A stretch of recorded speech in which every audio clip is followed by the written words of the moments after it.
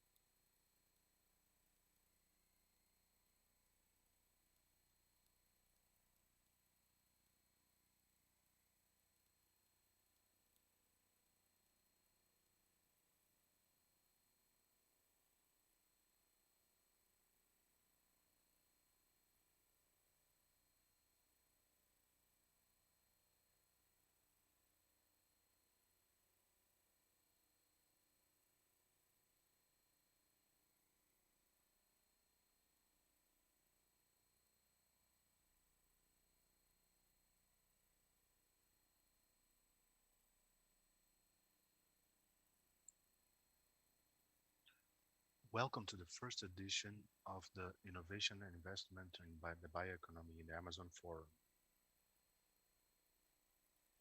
This is brought to you by uma concertação pela Amazônia and the consortium interstate of the legal Amazon. We understand that the Amazon diversity has unique elements for the whole humanity to live better. Not only the fauna and flora and regulation of the climate of the world, but the people, the culture, the arts, soils, waters, cities, and communities. We believe that keeping the sustainable Amazon alive involves everyone and everything, and we need to conserve biodiversity, use science and technology aligned to the sustainable development, having as a north better condition of life for everybody here. We want to keep the forest standing, but we want more forests standing, more biodiverse and sustainable, less social and territorial inequality. We understand that the Amazon bioeconomy and the economical activities from this diversity is a great ally to this sustainable development we seek. That's why I invite you to participate in this forum. We want to bring new voices to this debate, to get to know different experiences and point of view about this market, find synergies and ways for a more prosperous and resilient Amazon. These are talks for everybody, for people who seek investment, options to invest, for policymakers, and for people who want to understand the bioeconomy in the Amazon. So let's go.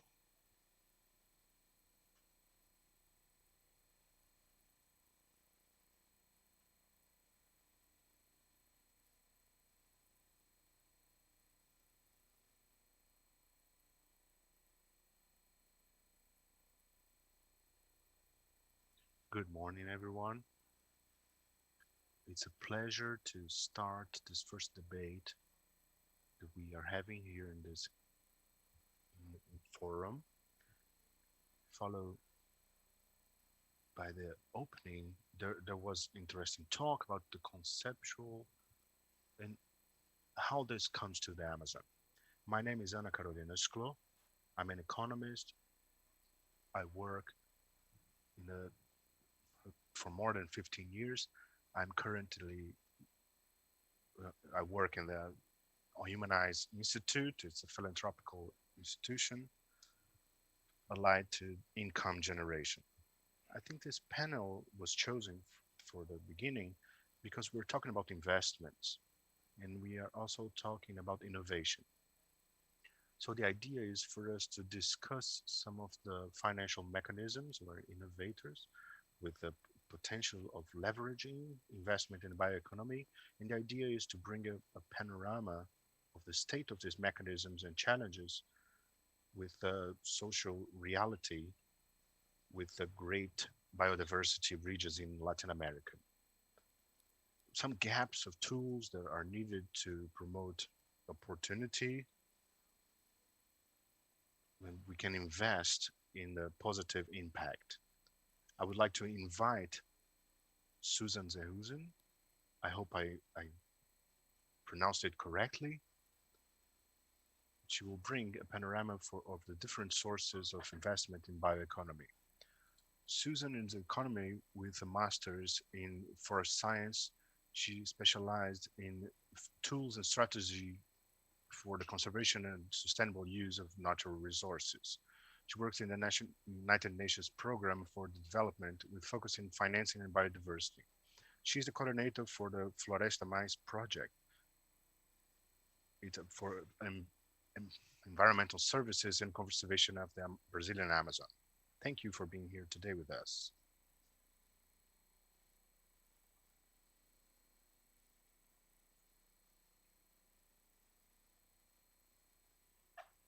Good morning, everyone. Thank you, Ana Carolina. It's a great pleasure to be here with you today. This is a theme that is essential for the development of bioeconomy. I'm very happy to be here with you.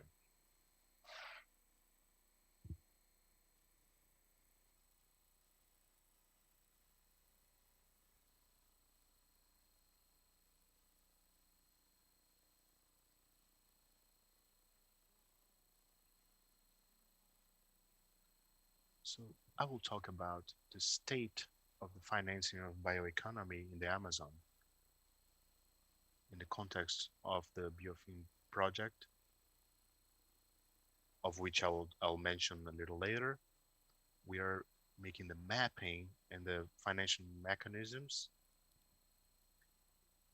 that are acting to leverage the bioeconomy in the Amazon as for potential mechanisms of financing. This is being done in cooperation with the CERTI Foundation.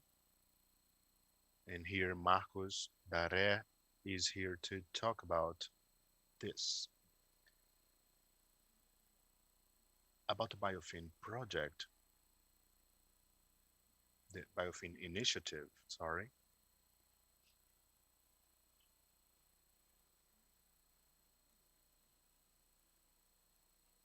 From Biodiversity financing aims at challenging the financial of biodiversity. So in 2012, the protection of biodiversity has been identified to depend on financing. And one of the greatest challenges is to finance this. So what were the questions? First, what is being financed and how much money has been spent on biodiversity? What are the needs for the financing? How much is needed to implement the conservation strategies? And also, what mechanisms are possible to be used for this financing? So this is a global initiative that has been implemented by PNUD with the support of the European Union and with the cooperation between Germany, Flanders, and Switzerland. It is in 38 countries with high relevance for biodiversity. In Brazil, Biofin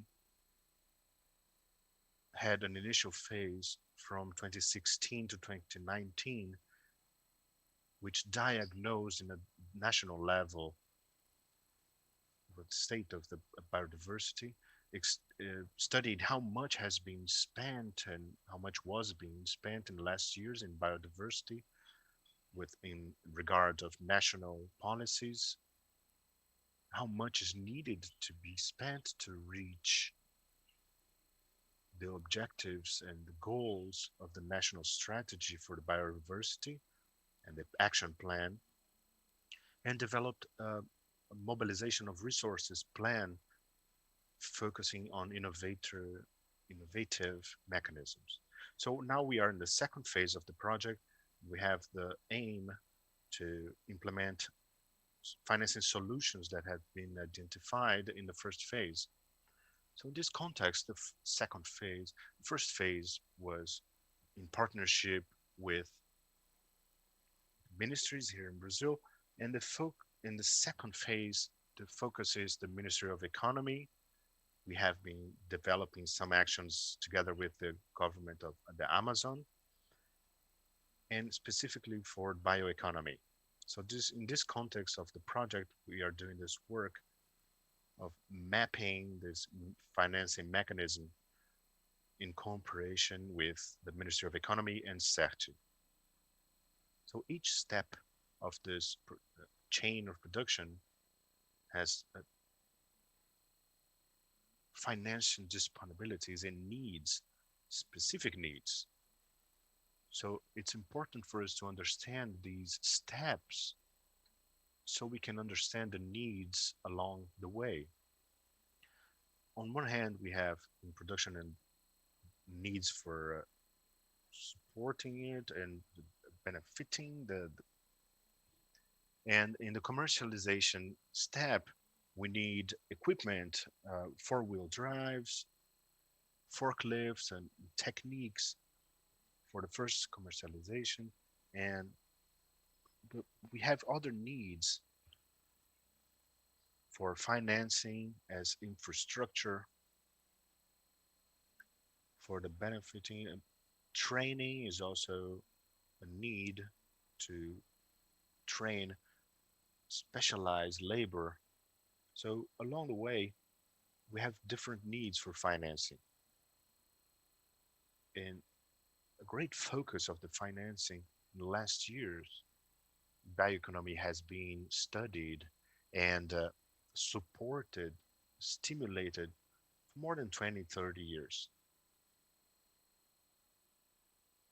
The use of the biodiversity in a sustainable way, but it's important for us to notice that a great part of this financing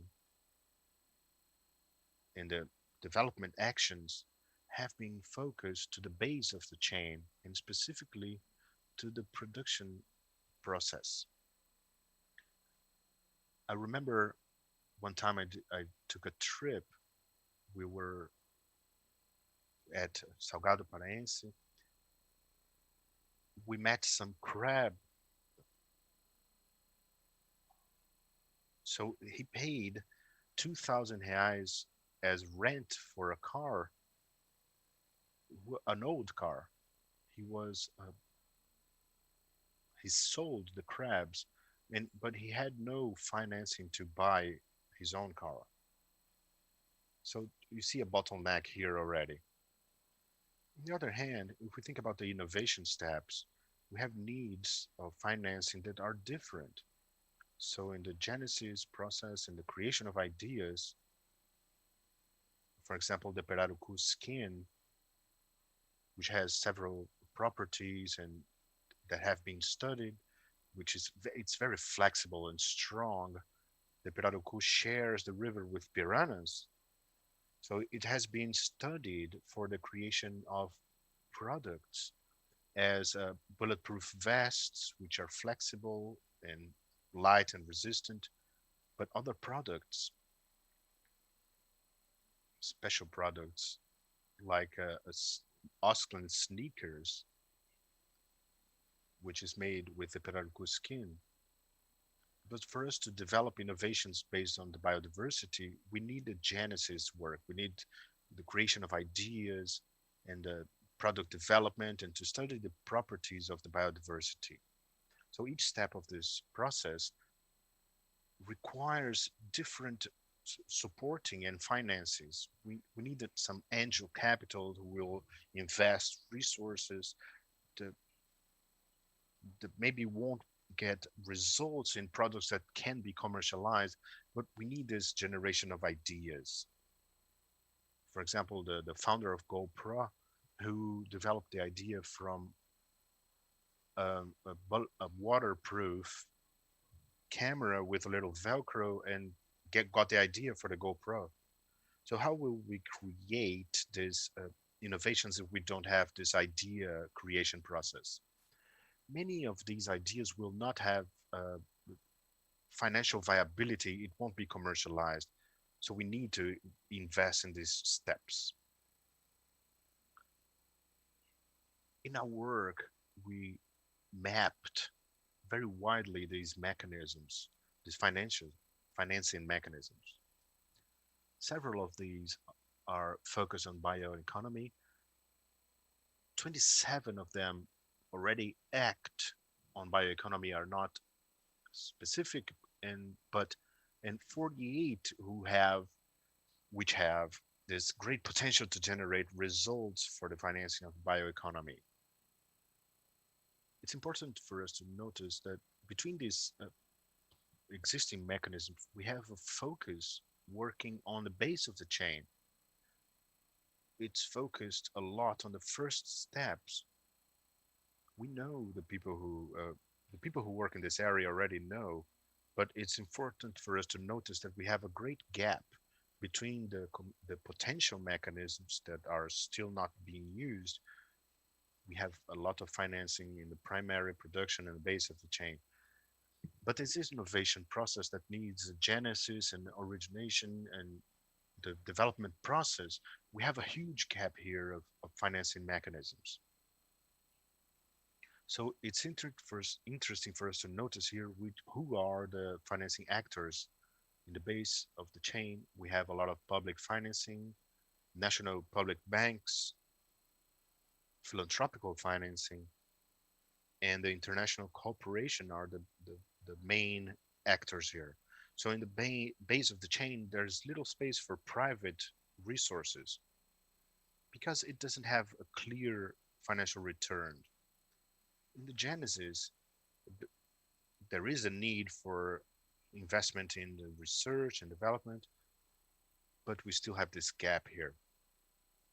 So some initiatives are working on the validation and acceleration, especially some with the support of the international cooperation and philanthropical investments, but also with a little more of some private actors here.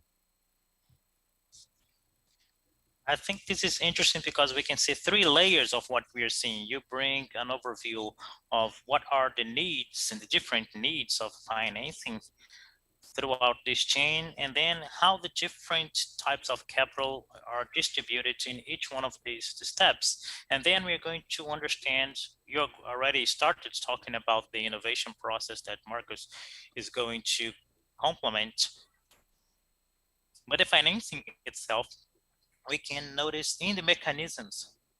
But this is interesting because we have to close now because so we can continue with Marcus, but we have only 1 more minute. Okay, thank you, Ana Carolina. Okay, I think this is the main finding, that out of the potential mechanisms, we can notice a gap of financing mechanisms in this step for the generation of innovative products for biodiversity. And this, if we consider the existing mechanisms in bioeconomy, we can see the outlook, and we continue with the financing in the base of the chain, but a huge bottleneck in the genesis and origin production.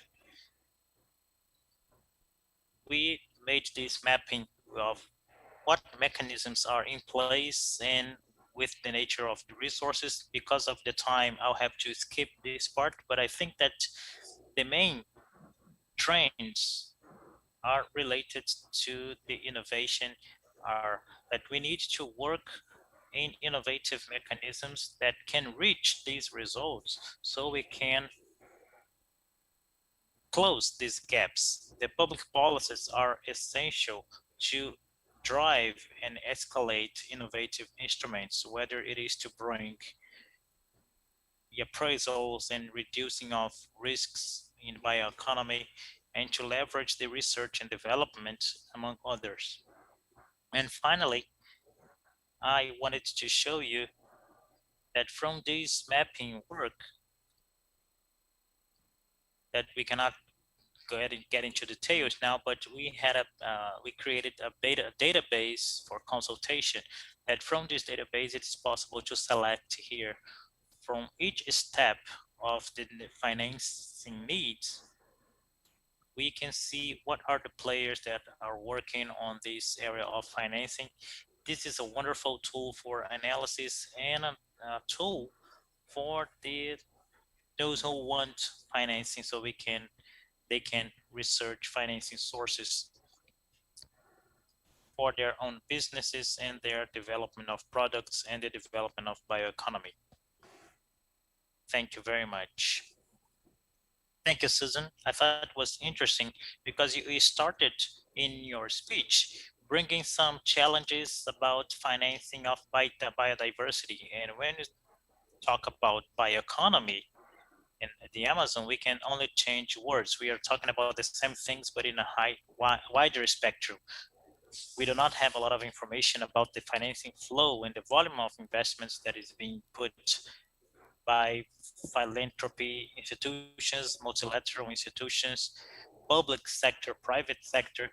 And from this lack of information, this is also a complication, but this is one of the facts that this investment flow, maybe we can stop sharing your screen so Marcus can continue his presentation. So this investment flow is not directed to bioeconomy and for the more sustainable development. So in fact, in some arenas, we have to act. We need to come up with more resources. We have to direct them to the correct places. And we have to understand what are the adequate mechanisms for each one of these steps. But in terms of innovation and creativity, we can see a great velocity and we have to understand how this is going to land. Now, Salvador is detecting that cryptocurrency will become a official currency of the country along with the dollar. So we have to think about in practice how this will influence the real life. How do we guarantee access to everyone? So there are a lot of questions and to see how these attract the international investments that are, of course, it is related to the goal. And you also talked about the whole journey since the process of idealization of the idea creation. How do we foster that? In case of bioeconomy in the Amazon, this is critical. Otherwise, we will start in the half of the way. So we have to go back to bring the correct incentives. But I think this is what Marcus is going to talk about. He's a biologist with more than 30 years of experience in conservation strategies. He created and implemented the Humanize project. He's a fellow of the social entrepreneurs with protective areas, regional sustainable development, conception of mechanisms for the environmental mechanisms management, and he is director of CERTI Foundation, working with impact innovative ecosystem for shared value, among others. Marcus, the floor is yours. Good morning, everyone. So while we put on the presentation, I want to thank for the opportunity to be here discussing with you about a topic that is extremely challenging. We are talking about contacts in the Amazon whose future is a national challenge, especially for the national competitiveness. Now the Amazon is only a comparative with not good news in terms of trends, but it has a great potential to be transformed in a competitive differential in the country. So I want to thank you for the opportunity and congratulate for the event. And I want to thank Susan that already talked about many things that I was going to talk about, and it will help me to explore even further. What I'm going to explore here has to do with the same study that we are carrying out with the Ministry of the Economy in the Biofin project. And this I'm going to bring the challenges and opportunities of investments in the Amazon bioeconomy in the perspective of innovation. Innovation as a way to create value. And from this part, we are going to potentialize the opportunities. When you talk about innovation, challenge is the opportunity. In the next slide, it brings a look with the market approach and how the industry in the B2B industries in this chain as a potential driver of bioeconomy, and how the economy is looking from this research that we carry out the last year within those industries that already buy from the Amazon chains. And we perceive that the biggest bottlenecks are in the chains. Thinking about the financing in the industry, this is not the greatest bottleneck. The greatest bottleneck for the industry in enhancing their demands is in the chain and in the financing of this chain since the base, as Susan explained. And from these pains of the industry, of the chains, we have the main opportunities of innovations. These opportunities, the next slides will bring, it shows where the space for innovation is. There is a huge gap between the reality of the demand of the industry in its many economic segments and the reality of the supply in the extractivism that is connected with the forest. If this middle ground is not worked with innovation, we will take years to escalate. If we escalate, we have to distribute this value locally, reaching this base of production close to the forest that converts with the conservation of the forest, including the competitiveness of the forest and with the soil that implies deforestation. And there are many favorable trends. We are in a very good moments of convergence between global agendas, the markets, climate things that is more and more global emergency that ends up affecting the SDGs and how the market is looking at its chains and how the capital is looking at all this. All these inducting innovation opportunities, and that reinforces the logics of a B2B market that has to be explored, not to exclude the innovation of products that comes up from a startup, but the B2B market brings a potential of diversification and leveraging, and the leveraging of resources with the investments of the corporations. The logics of the platformization, because of the digital transformations, it gains more room and it has an important role to overcome the bottleneck in terms of logistics and flows between the forest and the base of the chain and the industry. And this is a great opportunity leading up to the integration of chains. In the next slides, we can see who are the main vehicle of innovation. That is the startup. We have the innovation that we have in the middle size and large size companies in an academic sector, but the most of the innovation comes from a favorable environment with startups that go through the process that Susan mentioned that create a funnel. So in order to attract and grow, it's when the company already tested the products in the markets, but there are many previous challenges that without these challenges being overcome, there is no pipeline to grow. So we will only have few startups without inspiration and without origin. So those little boxes, we're looking at the most general instruments, even that they do not act on economy. But looking at the general context, they are distributing step by step. You can see that they are more concentrated in the growth because the business has less risk. less in the validation because the risk is bigger, but the previous steps, we don't have a lot of risks, even when we look at those who are not so much focused on bioeconomy. So that reinforces what Susan mentioned. But looking at every step of the way here, in the next slide, we can look at the growth part. The two biggest bottlenecks has to do with the deal flow. So this is where the funds are, but we have mechanisms that should be in the acceleration that are seeking businesses in the steps where they should be looking for funds and credits, because the flow is not so much qualified. So that creates a problem in the pipeline that can move away the capital, and the necessity to be a flexible and tolerant capital. We are talking about the risks and the innovation associated with the risks of bioeconomy that are not so much mature. So these two risks require an extremely differentiated capital, and maybe this is the biggest challenge: the flow and the flexible and tolerant capital.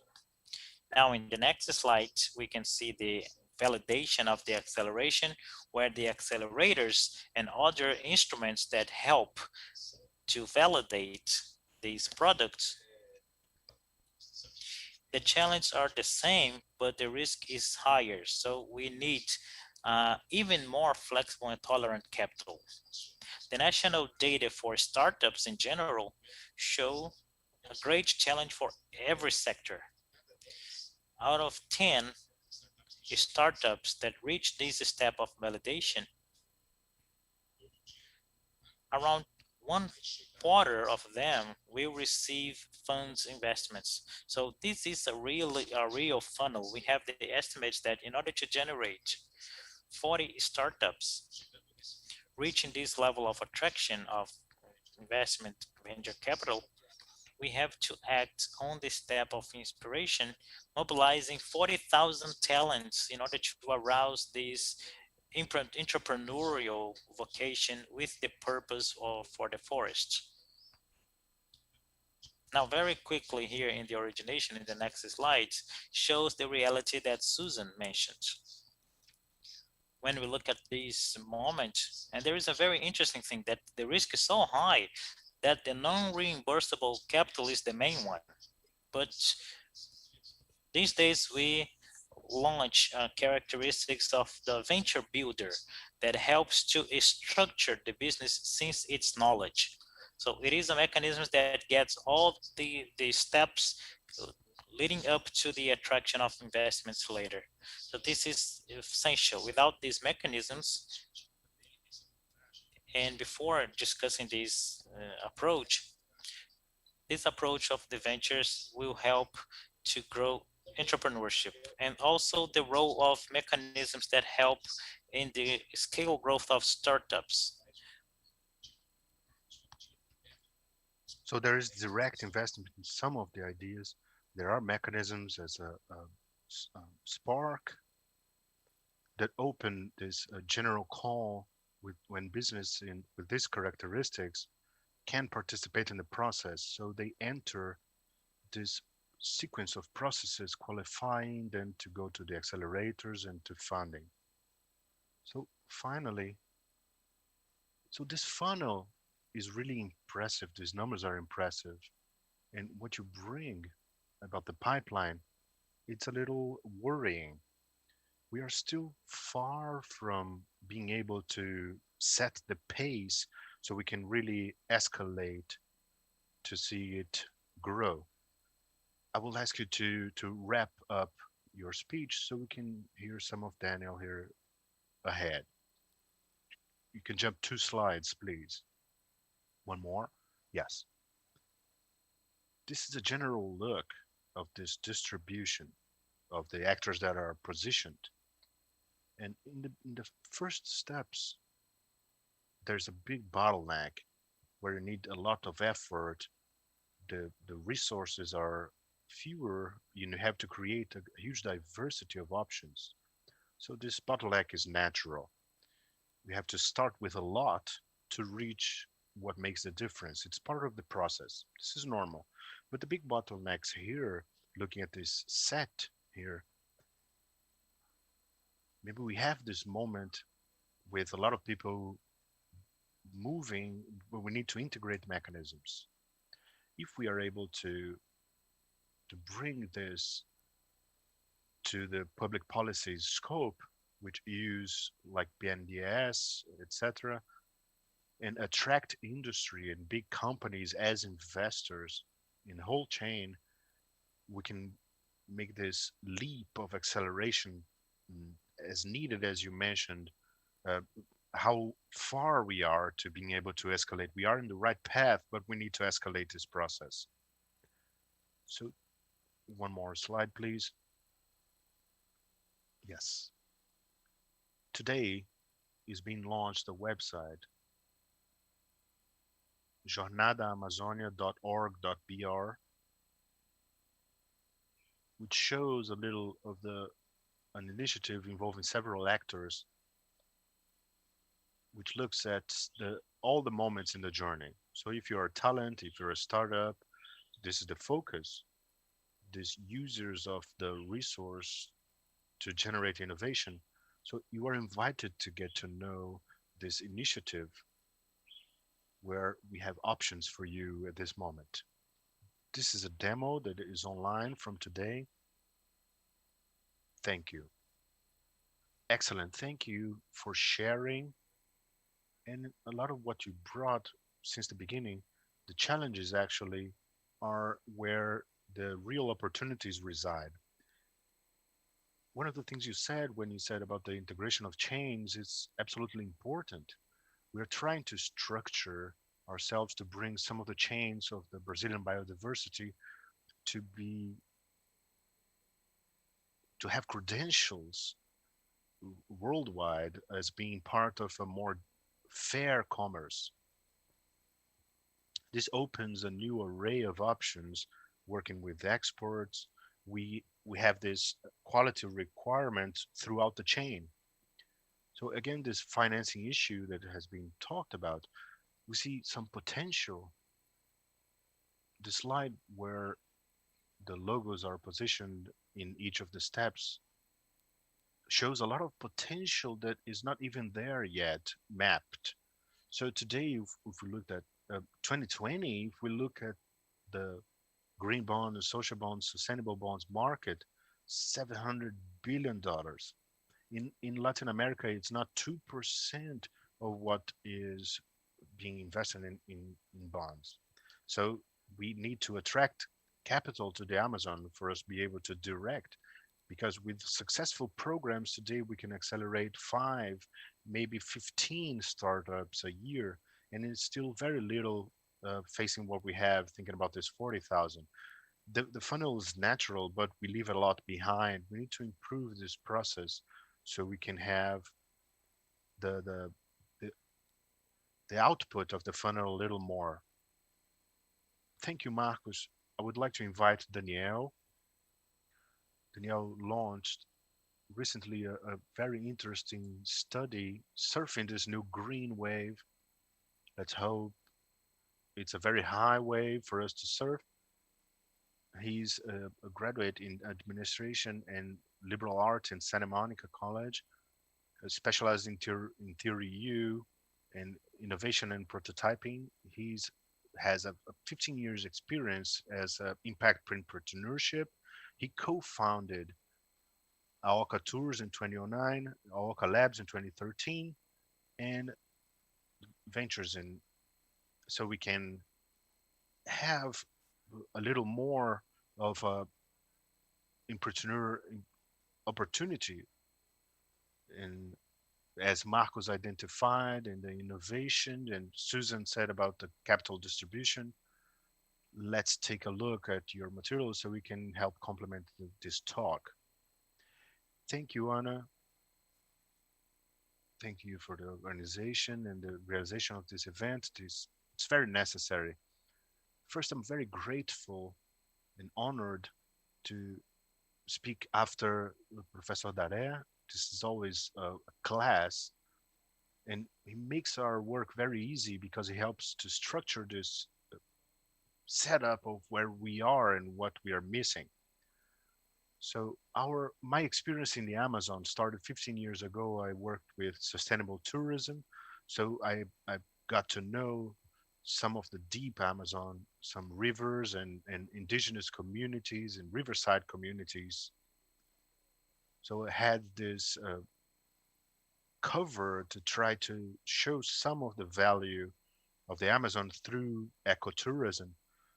So we founded Climate recently when we started observing what the business models were with a much more with a wider look through climate look as well, and what can help us to solve some of these challenges that we have here in Brazil today.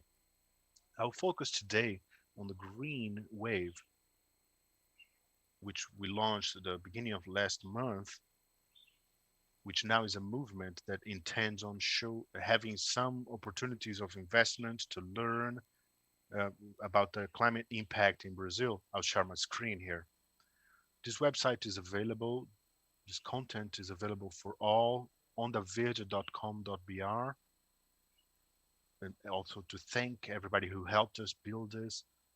The Green Wave is structured in 5 chapters. So we have a timeline to have these 5 benchmarks that here in Brazil try to show how economy has dealt in an exploratory way with this environment in the last years.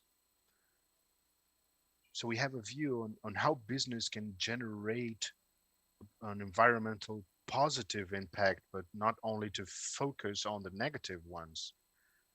So we have a list on the main environmental challenges in Brazil and a matrix of opportunities, which is what I will focus on here. And as we don't have much time, I'll skip through this part of the matrix. We have the main sectors which impact environment, and I will focus mainly on the forest and used soil. And we have identified some of the main challenges here. So we're talking about the production in large scale impacts, and this is very inserted in the mean when we talk about the Amazon in the first part of the production of meat, and especially cattle growing. So it's not very problematic, but we still have some crops chain of commerce that works with a lot of so this is a great difficulty in the traceability of products for us to understand these value chains and origins, and if they are being produced first legal and what is the positive or negative impact, the loss of production in the supply chains and the lack of technical support for the producer. And forest and use of soil, we can mention the low utilization of bioactives. This is a Pandora box that we are still not able to explore in a sustainable way in the Amazon, that has such a infinite potential of bioactive that could be used in the cosmetic industry, in the food industry, pharmacological industry.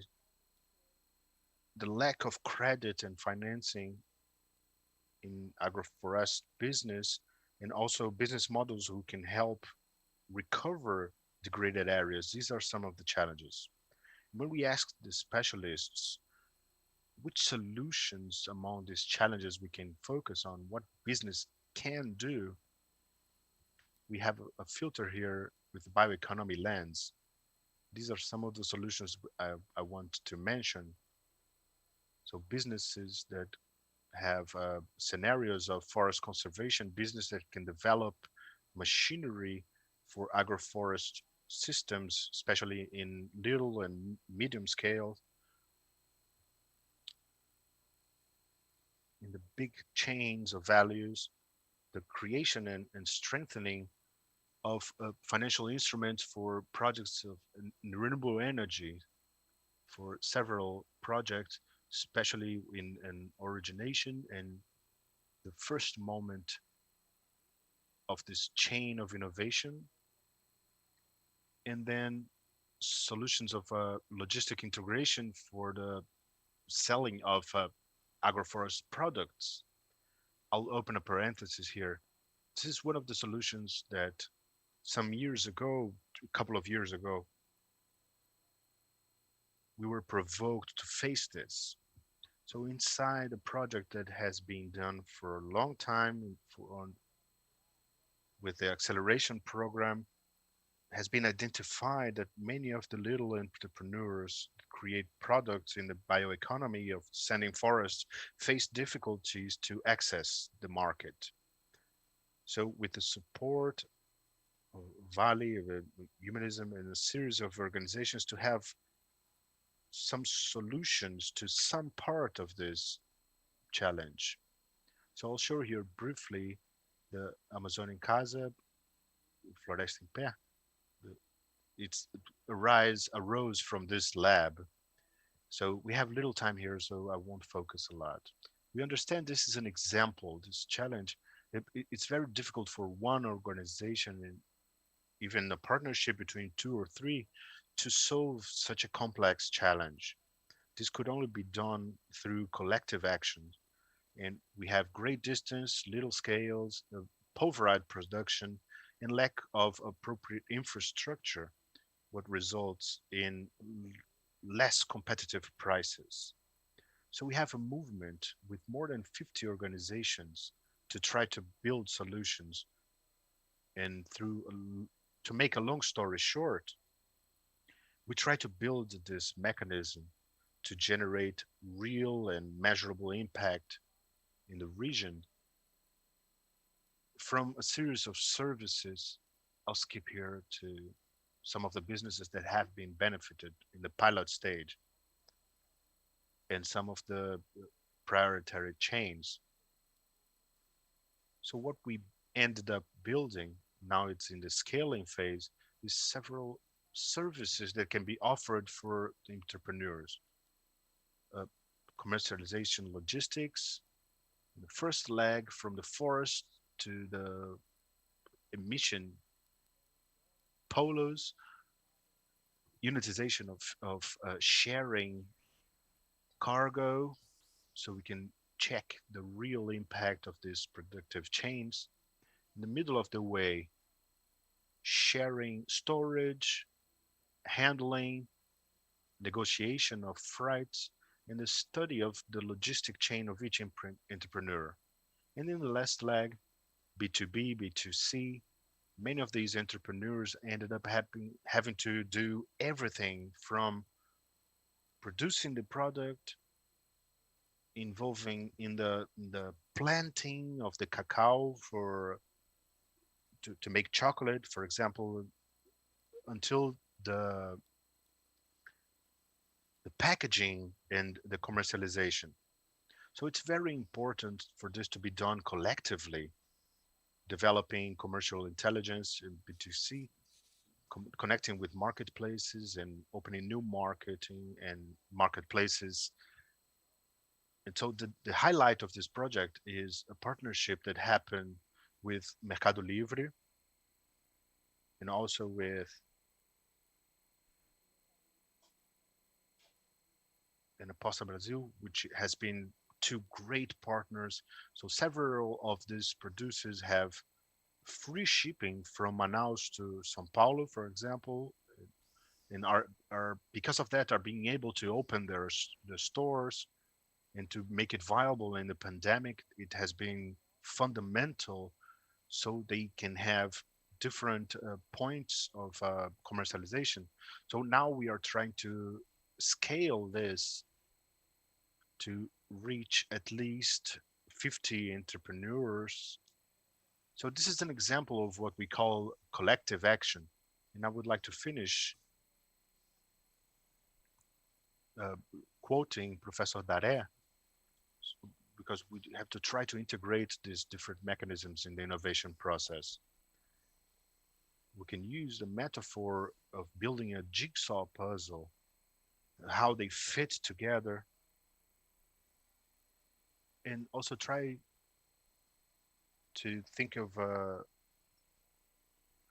thread that what we need to sew together to create an environment for this new capital which is arriving from different investors can be focused in a strategic way in solutions and new mechanisms which can help building this great mosaic of support of this business in the bioeconomy of the Amazon. Okay, thank you very much, Danielle, and congratulations on your presentation on the study. It is very good to, it's very bad actually to ask you to talk about this in so little time. So there is no other way. Everybody has to work together. All these initiatives need to be connected. You two mentioned, you and Marcus mentioned that these species start to get together. What we call a parenthesis, it is a huge challenge in the Amazon to deal with logistics because otherwise the prices will be inviable and many solutions cannot be put in place. There is a very important project that was approved in the BNDES, and the analyst was there and said, okay, but in order to deliver, where is the road? So, because in the map I couldn't find. I said, well, do you see this blue line? This is where we are going to take it. It is a river actually, so they couldn't move forward in this. It is a totally different reality, but what you are bringing has a very vast menu of solutions that can be explored in each one of these sectors. And as you mentioned, there are some issues that are totally directed to financing mechanisms, and there is a whole work with the financing sector that is absolutely necessary. And from this menu of options for the sustainable development goals, the idea is to invite Cassia Moraes to talk to us a little bit, and it is to understand, okay, is everyone ready to implement these solutions? How is this being perceived? Because we are talking about financing and bioeconomy, but we didn't talk about the human and social capital.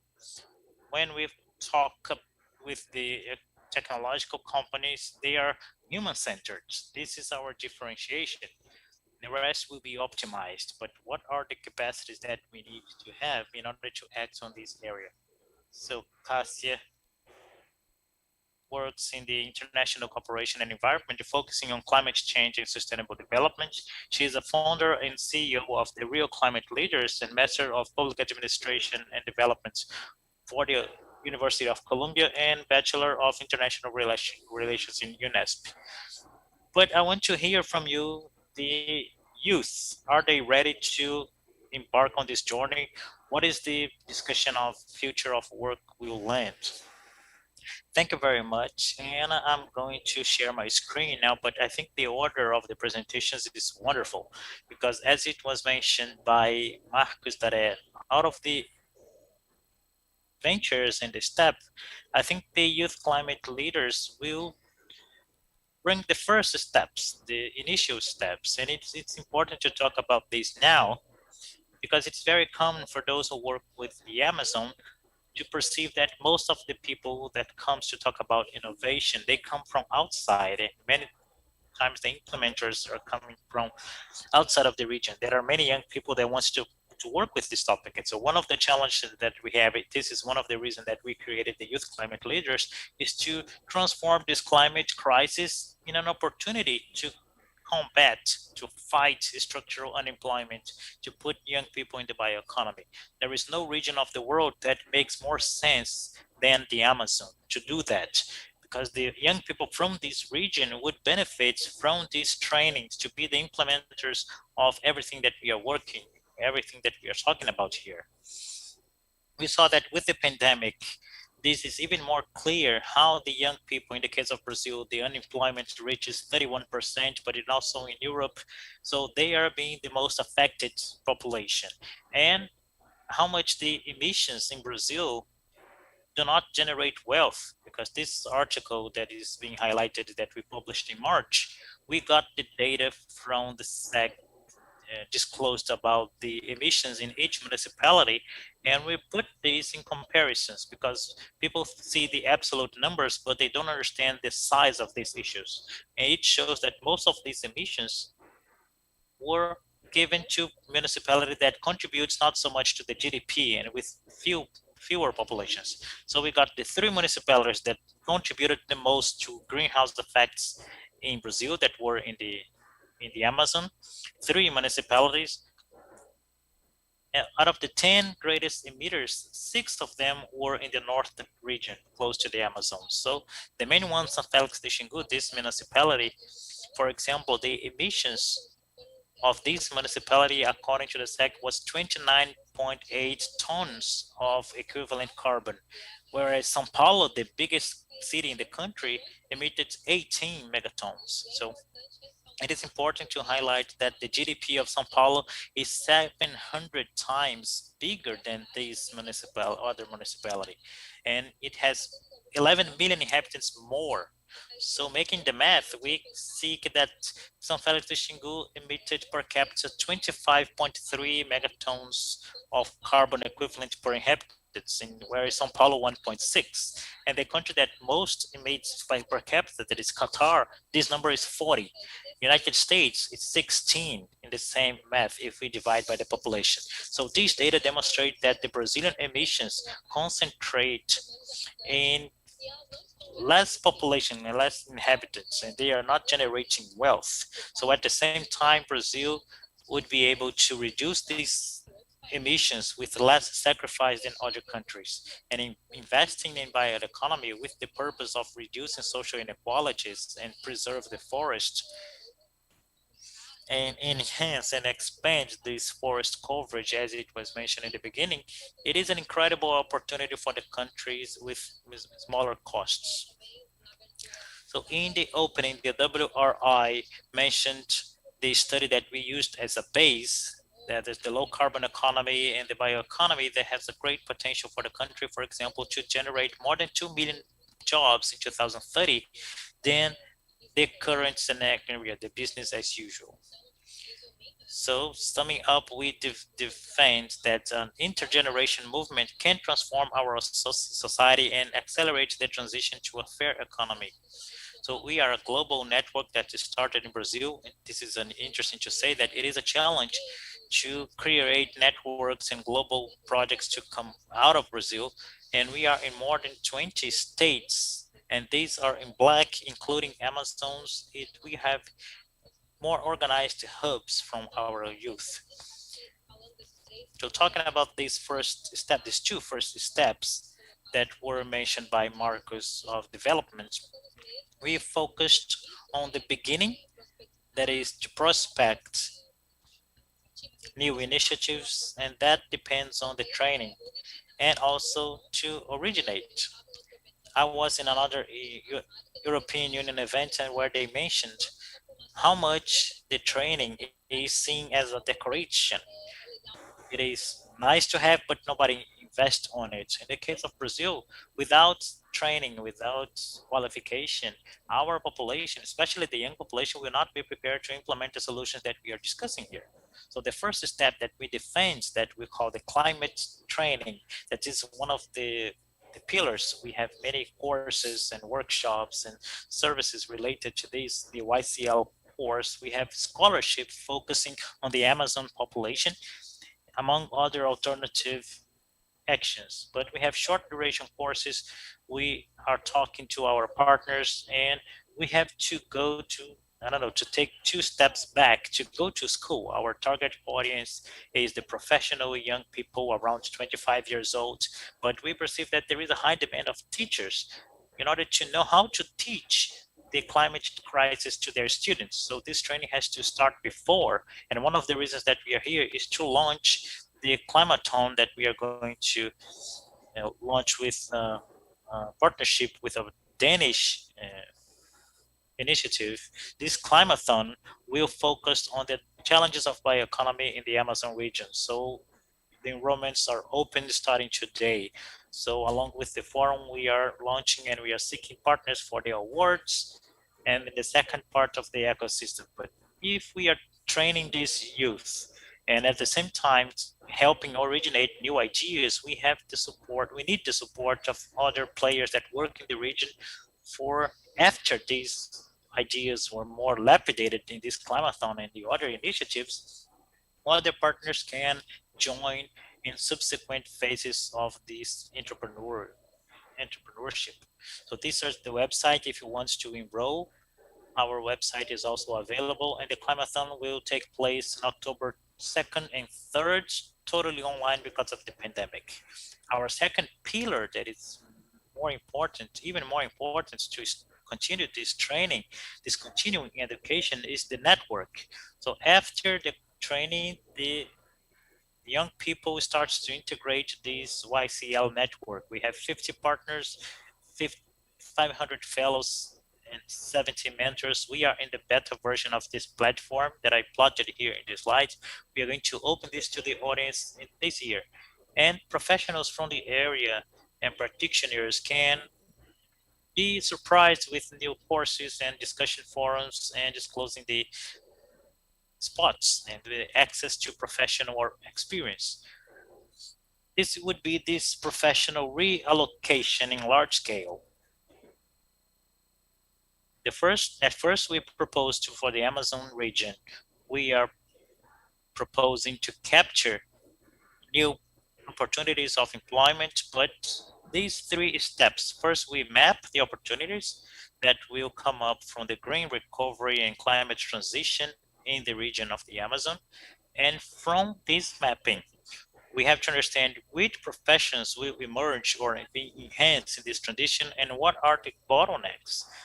For example, if we have the solar panel, but we do not have an electrician that is qualified to operate. So we have to work on these plans with many stakeholders to invest in education to include millions of people in this new economy. We have to plan this to know what are these opportunities that are going to be developed. Basically, this is what I had to say to you. I am running out of time here, but I would like to mention Henrique here that his quote is that understanding about climate is a competence of any future professional, and we do have to train these young people if we want them to be the players of bioeconomy that what we are developing. Thank you. Thank you very much, Cassia. I was thinking here when I was listening to you, because not only the need for the future, but it is already the reality. This is for now. We have had for a few years this Cambridge, together with Cambridge, when Future Earth, so we can educate the members of councils of big companies about climate changing topics. These are several layers that we need to address too. If we talk to the CEO, we also need to ensure that they will be asked by their boards and the questions need to be the correct ones. We also need to chase the issue and to educate ourselves. So as I put in the beginning, this is one of the main bottlenecks here when we talk about the human issue, when we talk about bioeconomy in the Amazon.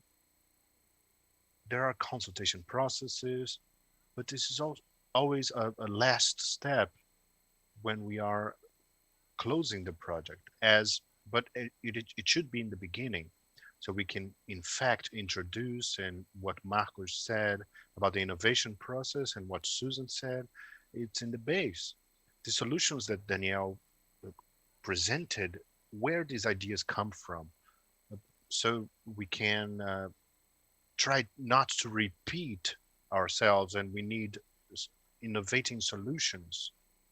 So I would like to invite now so we can listen and see a little of a graphic facilitation that has been made based on your speeches, and I would like to see how it was synthesized and how it will help our debate here.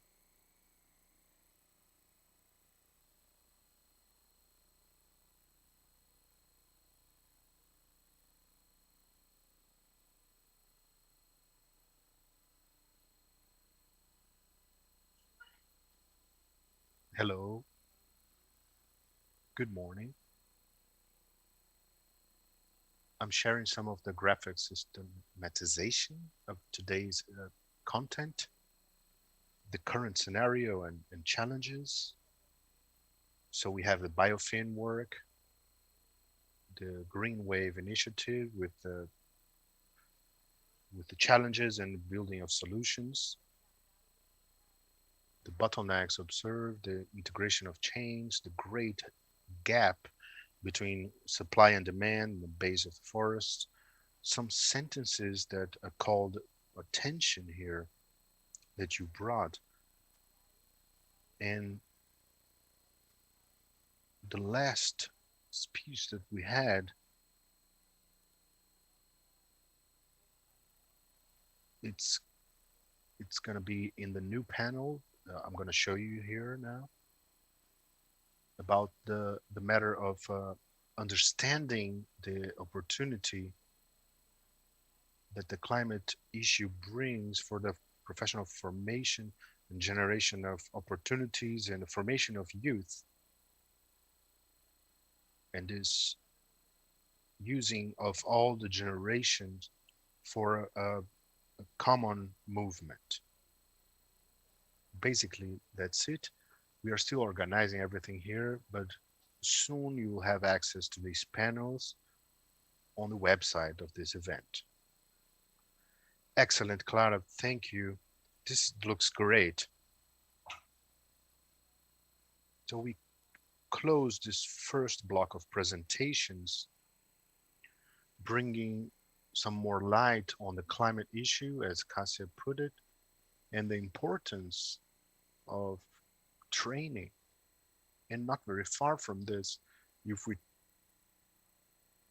we have last letter of the BlackRock CEO, again, it talks about climate change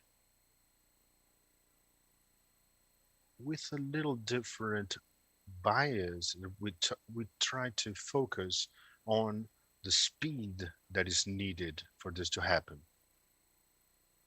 We still have to discover a new way after this pandemic scenario that we unfortunately are still living, but it's a fact that we need to accelerate.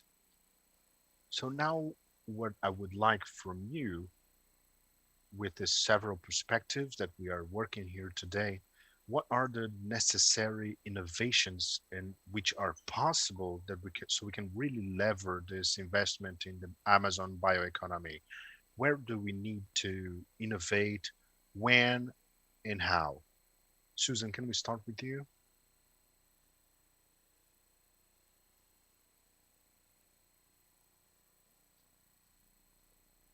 Where do we need to innovate? I think the financing mechanisms and the existing financing first needs to understand the bottlenecks of bioeconomy.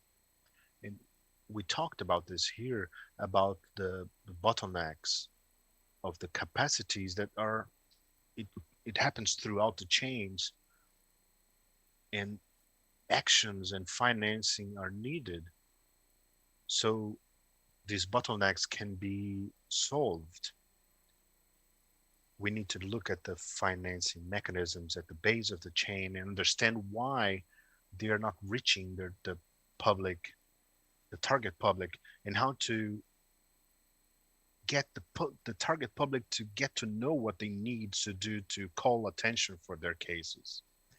The part of the generation of ideas, we have a key issue here, that the public policy's role, the incentives policy's role, that we need to have a clear policy for this to happen.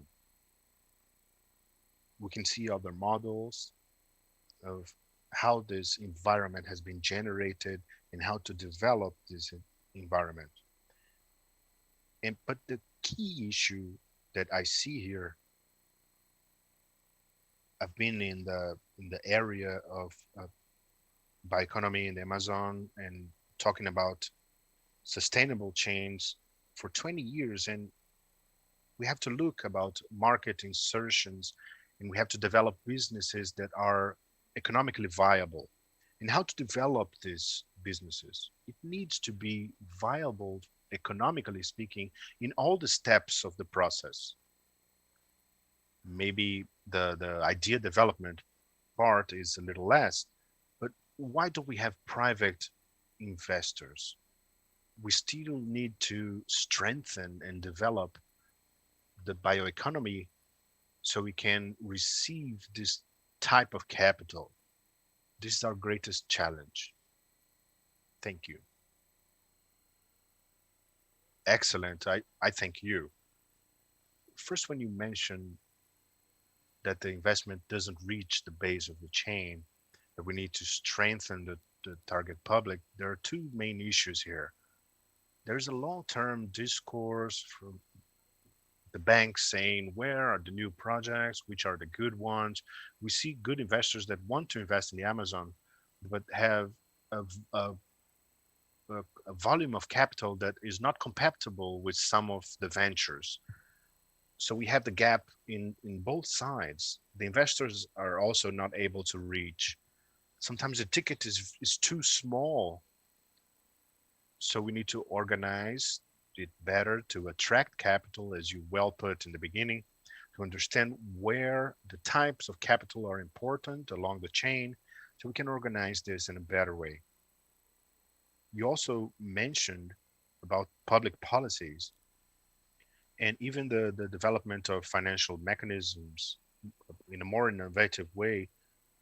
It has been on the cover of the Bioeconomist 2 months ago, how the government is innovating not only on the private sector, and no doubt the business have to be economically viable and sustainable. It needs to stand.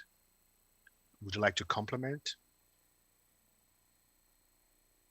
Yes, I would like to mention a podcast that I heard. The Spotify has been a revolution in the broadcasting system of radio and streaming. The Swedish government invested heavily. They gave computers for the people to have more access to data. So through this environment has been created based on this action by the Swedish government. It made possible for several actors to show their work. So this importance for us to have a policy focused on innovation, the government has a key role to act together with other actors. This investment in innovation, Marcus, where do we need to innovate? Susan already gave a panorama of the larger paths. So, but I would like to reinforce what she said, as I put in the beginning. The challenge move innovation. The financing mechanisms has to focus on the challenge of the arrival of the resource to the user, whether it's in the base of the chain, in talented innovation, in prototyping, whether if it's a startup, in any step of their evolution. Each of these moments, each of these situations have specific challenges, and it should orient this innovation of the mechanisms. There's a tendency that we observe that it's a blended. The typical blended is philanthropy together with private capital from investors, but we have to look at a wider scope. It's a closing the gap between the different actors, being the government with the investment in credit, also non-reimbursable, being philanthropy or fiscal incentive. The several actors need to work together in the same way to focus on the challenges. Without the market, none of this is fruitful. We cannot finance something that the market doesn't want. Is how do we work this proximization with the market? Because the wheel starts to turn. The corporate venture logic is to work this bioeconomy is a way to help to integrate the chains and mentoring the development of the startups to be more assertive with less risk for the capital in the chain to attract capital from the industry. And this all together with the flexibility of the mechanisms. There are mechanisms, as we saw, but some cases that we have seen are testing, and we mentioned several of them, especially in Amazon. They're testing different approaches, the combination of the money with different sources, focusing on overcoming these challenges to reach the base or the talent or strictly to the startups. This is key, the integration of the actors and also the capitals, because this is not automatic. What the graphs that you and Susan brought, it doesn't come straight to reality. Yes, we have to look at the straight of the whole process. Without the talent, as Cassia mentioned, there's no way to create a startup with no sources, and we can't think about the future without thinking about the beginning of the process, the short-term results, and we have to look at the whole context. This approach of the ecosystem, not isolated cases. You mapped for us the supply. Yeah, I was thinking, I would like to mention 3 topics here. First, the importance for us to build a common vision. There are several different points of view, but to have a national strategy for bioeconomy is key. Recently, we have been advancing in conversations with people from the National Strategy for Impact, which are embracing these initiatives for states and cities in the Amazon region to create strategies and improve the regulatory environment to create new laws to favor this legal environment for bioeconomy. This is key to increase the flow of capital in all the phases of the journey, but to cover this gap as or abyss, as Dare put, the valley of death of the initial stage of these ventures. So this base work done by climate leaders and other organizations is key as a medium and long-term view.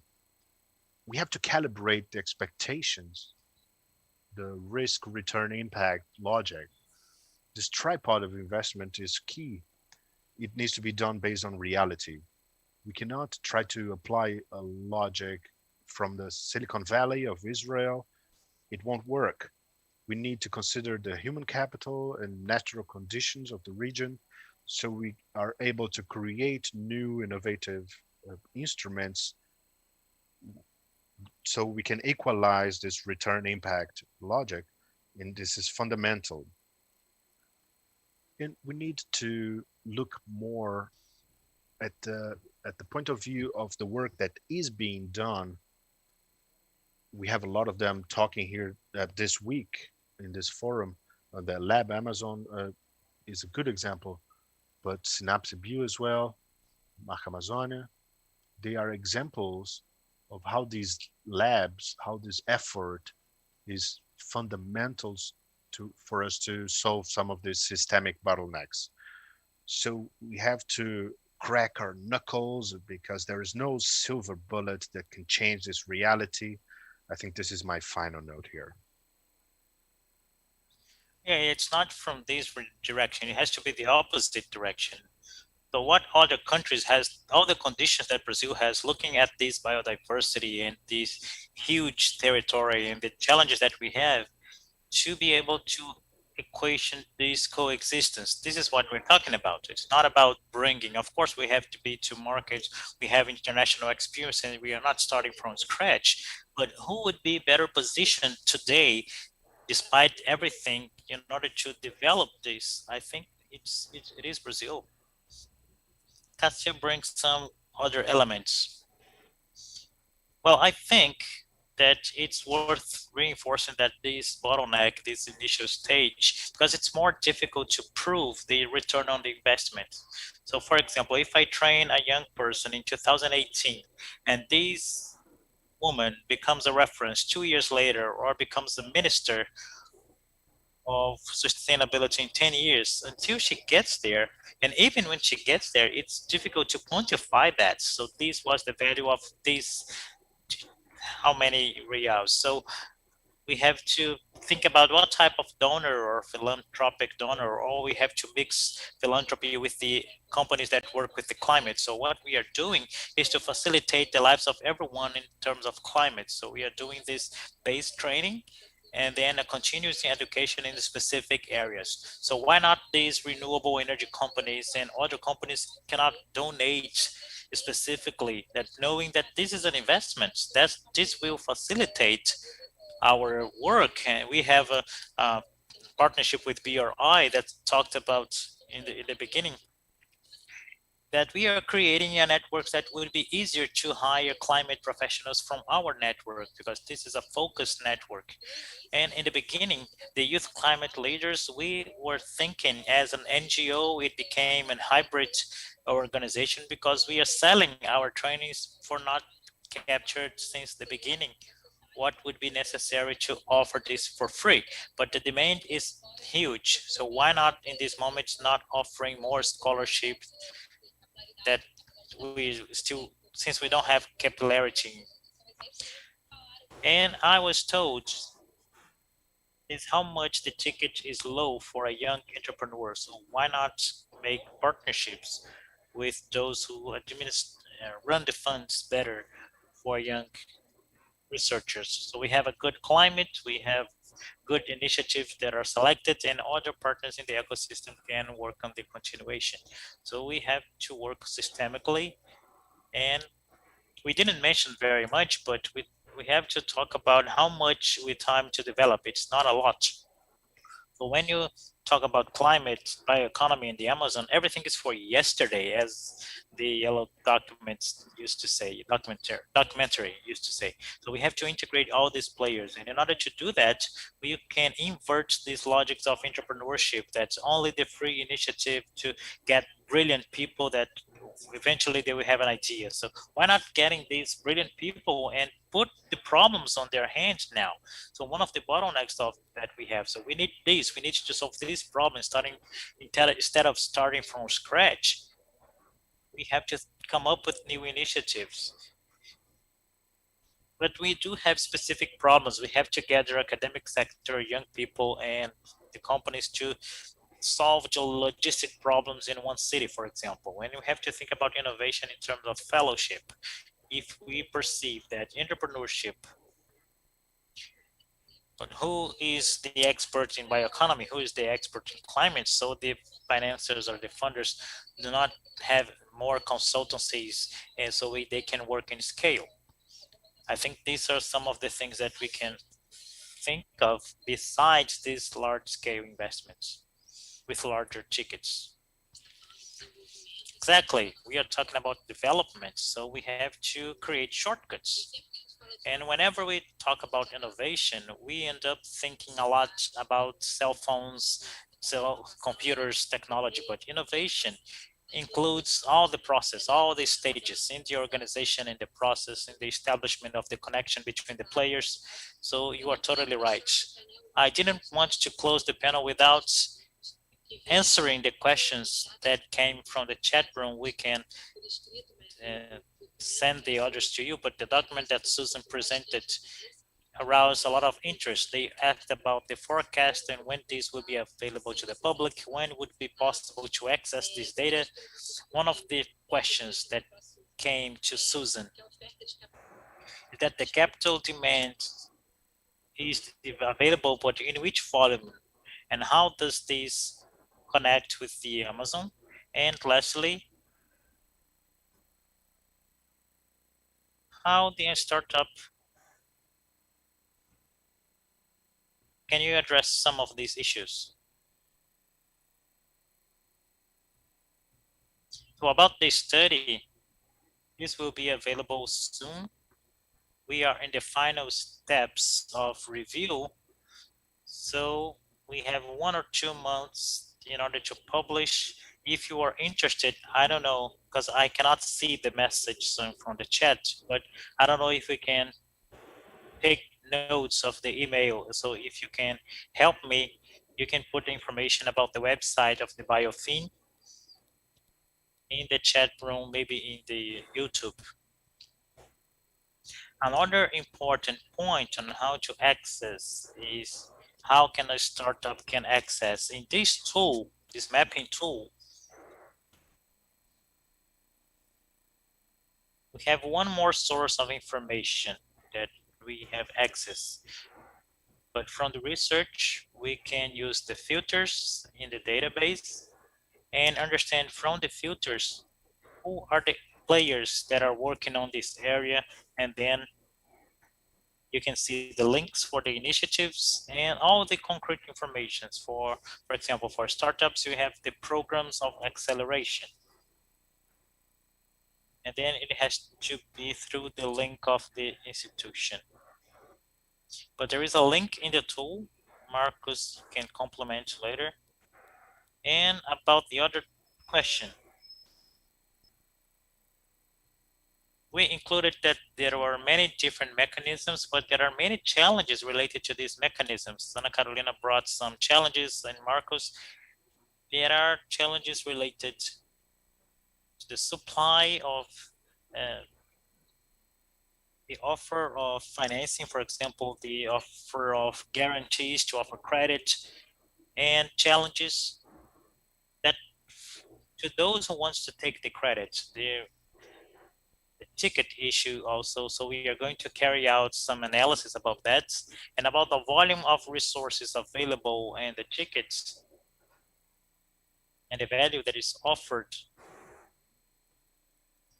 and the bands of offered value for this type of financing we will have in our tool and in our study. So if you are interested, you can put your email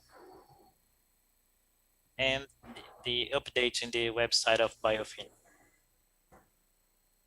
And now I'm going to bring the last question from Thiago Franco to everyone.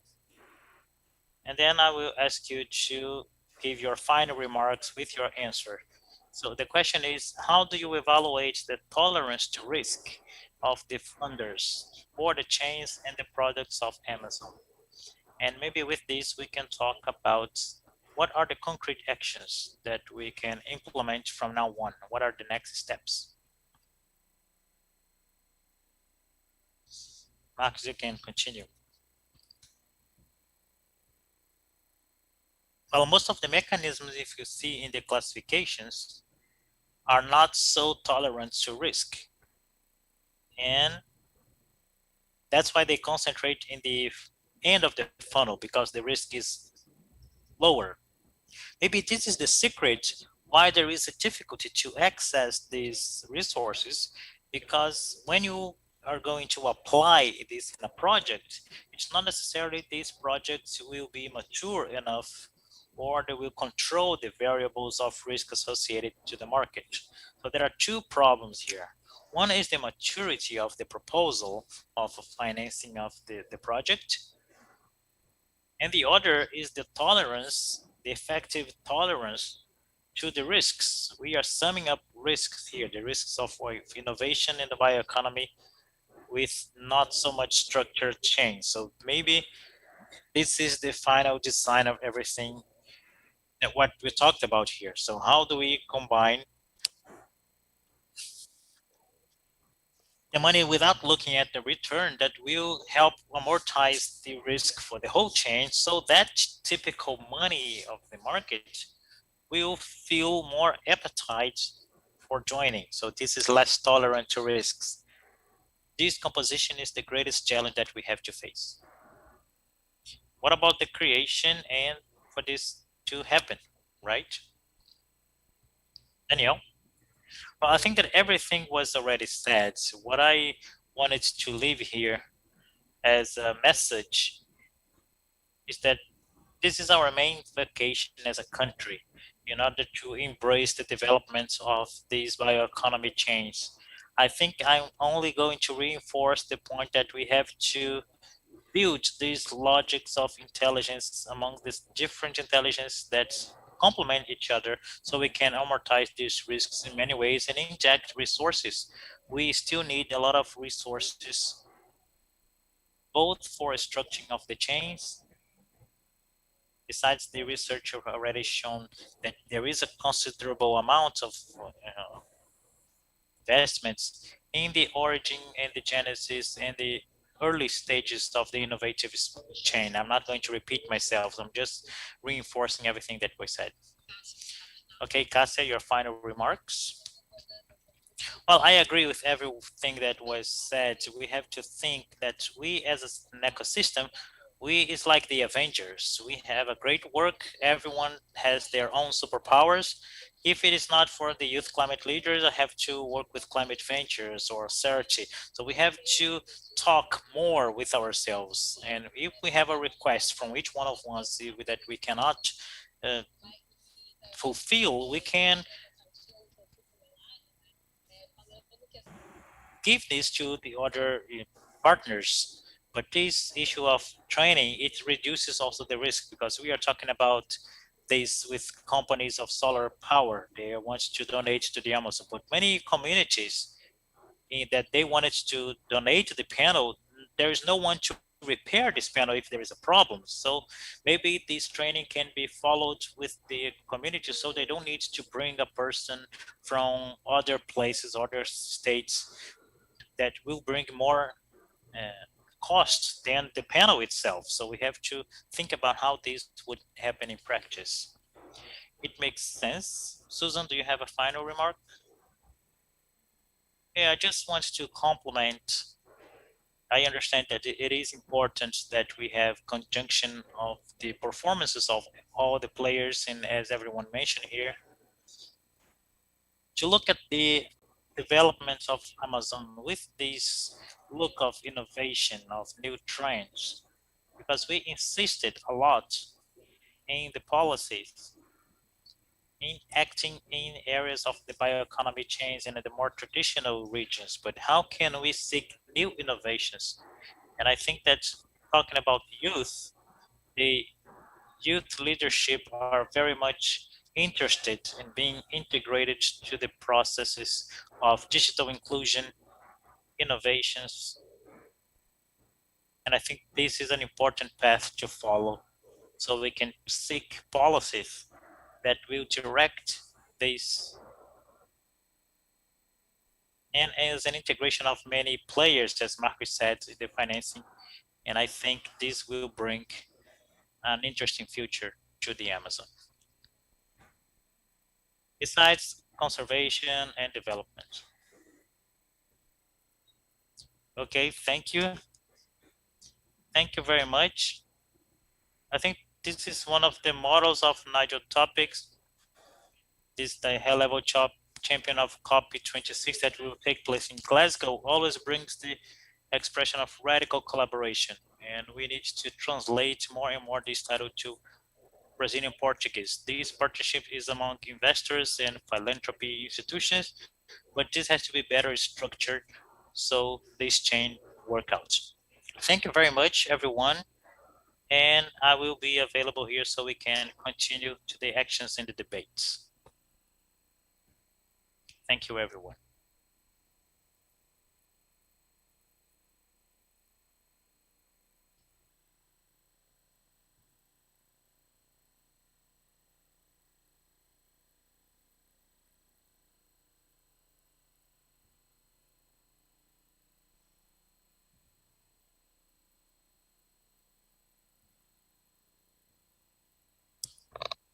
falei com o Roberto agora para